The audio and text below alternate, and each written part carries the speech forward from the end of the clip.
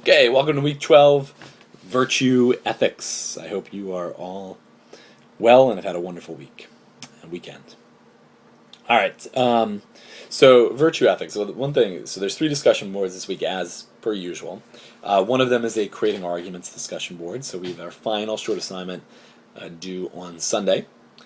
So this gives you one last chance to kind of develop your arguments, and it's really asking where have you improved, what do you need to still work on, and hopefully not only by doing that for yourself, you're reflecting on your strengths and weaknesses, but you also see where other people are struggling or doing well, and perhaps you can offer them tips and they can offer you tips, and you can gain something from that.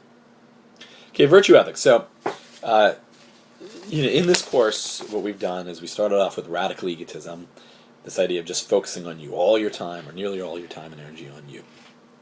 And we looked at Pascal, and there it is self-interest that is developing. The moral life starts from self-interest. Be moral because it's in your best interest.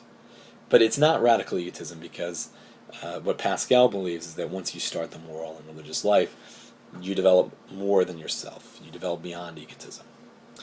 We then looked at moral theories, which simply said, look, here's what you ought to do. And there's times that might be in your self-interest, and other times it might not. But the goal isn't to focus on you. It is to follow these universal moral codes. And there it's a little trickier, how much time and energy do you spend on yourself versus others. But certainly the basis of your decisions can't simply be, well, it's good for me. These are both utilitarianism, natural law, and Kant are all non-egotistic moral theories. They're not based on simply doing what's in your best interest. And then we looked at this idea of complete altruism, the opposite of radical egotism, where you give of yourself completely, and at times that seems to be good. There's something like our impulse is to say, yeah, it's good to give, but some of the things we've read and some of the things that we've watched put that into question. Is it really good to always give? Does it matter who you give to? Perhaps there's a value in self-sacrifice and being generous, but only if the person really deserves it, or only if the person is becoming better. Do you give in such a way that you're giving, but you're not actually helping these other people? Okay, so now we're on to virtue ethics. And virtue ethics is not so much a moral code. It doesn't say, look, here's the principles and here's how to figure out what to do, and here's the system. What virtue ethics is focused on first is becoming a certain type of person. The emphasis is less on what you should do and much more on who you should become. And the idea here is that you develop these characteristics and then you'll act ethically. The point isn't to give you a kind of a system or a rule book that you kind of then follow. The point is to develop habits and characteristics and virtues, and then when you're in a situation, you will be able to pull on these virtues. It's kind of like a toolbox. At times you might need courage. At times patience might be the virtue that's required. At times, a little levity. At times there's an occasion for seriousness. So on and so forth. And so in that case, the idea is that don't follow the rule book, but develop these characteristics, and then you'll be able to do a virtuous thing in the act, in the moment.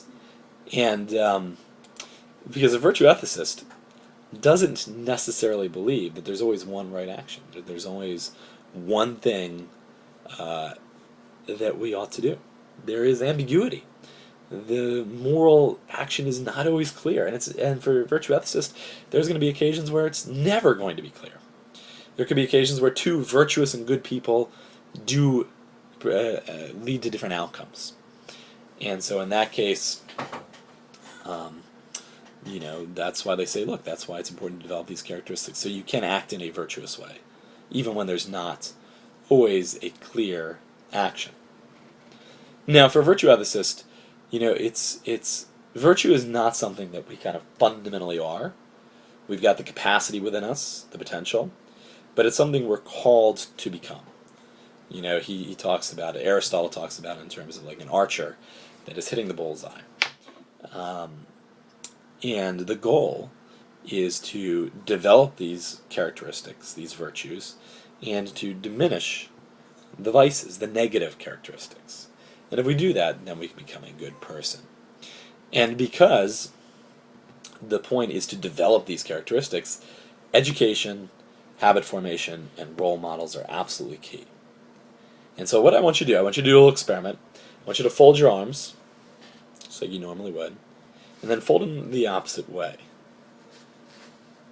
It's weird, at least for most people. It's odd, because it's not what you're in the habit of doing. I realized this when I broke my leg last year, too. I would always put my pants on with the same leg first. I never realized it, never thought about it, but the leg that I broke was the leg that you had to put the pants on first. Or vice versa, I forget what it was. But anyway, when I had the big brace and everything like that, I couldn't put my pants on that leg first. Yet, and I knew this, and I would say to myself, okay, just put them on the other leg first. But a lot of times, I would still put the pants on with the other leg first, and it was just habit. And it is very, very hard to get out of habits, either good or bad. And so that's why, for virtue ethicists, habit formation is absolutely critical, especially when you're younger. Develop good habits when you're in youth, and then, they're going to really, most often, stay with you. And if you've got to break them, it takes a while. It takes a great deal of effort. So develop good habits. That's why they say please, thank you. From your youth, brush your teeth is really critical, because if you can develop that habit, then you are going to be ultimately, it's going to be easier for you to be a virtuous and good person. And education, virtue ethicists also say, look, you got to put people in these situations. If you want people to be courageous, you've got to put them in situations where they're called to be courageous. If you want them to be generous, you've got to put them in situations where they're called to be generous. Where they maybe have to give up their candy to help someone else in need. And so that's part of the education process. And part of the education process as well is this idea of role models.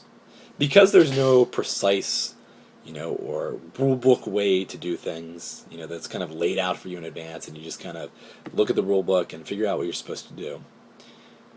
Because life is tricky, because the moral decision is not always easy to come by, role models are therefore very, very important.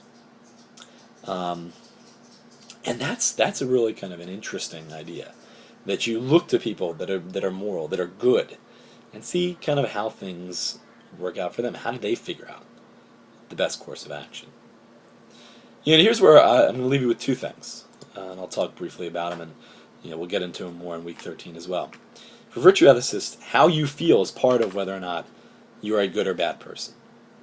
So if I have rage, if I'm angry, or if I'm always feeling anxious, that feeling could be an indication that I am not a good person, because I haven't trained my feelings properly.